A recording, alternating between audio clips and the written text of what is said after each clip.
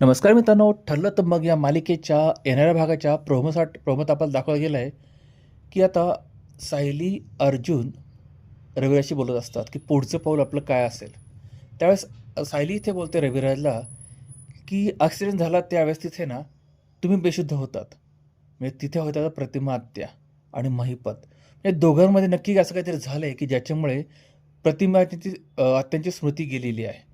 आणि आपल्याला कळलं आहे की आता महिपतचा पण या ॲक्सिडेंटशी संबंध आहे आणि तो प्रूव्ह करायचा असेल तर तिथे प्रतिमा हजर असणं खूप गरजेचं आहे. मग तो रविराज चिडतो. तो म्हणतो, "नाही, नाही, नाही, हे शक्यच नाही. मी तिला महिपत समोर आणणारच नाही.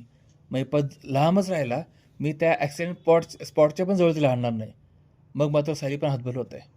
पण आपल्याला पुढे दिसतंय की प्रतिमाच आता रविराजला समजून सांगते. तुम्हाला असं वाटतं का माझी मेमरी वापस न यावी म्हणून? तो म्हणतो, "वेळ लागेल का प्रतिमा? मला असं का वाटेल?" मग ती म्हणते, "मग असं वाटत नसेल ना, मला तिकडे जाऊ द्या. त्यांची मदत करू द्या. किती दिवस तरी मी त्या महिपतला घाबरणार? किती दिवस त्या भूतकाळाला मी घाबरणार? मला सुद्धा वाटतं की ते भूतकाळ क्लिअर व्हायला पाहिजे आणि मला त्या महिपतला फेस करायचंच आहे."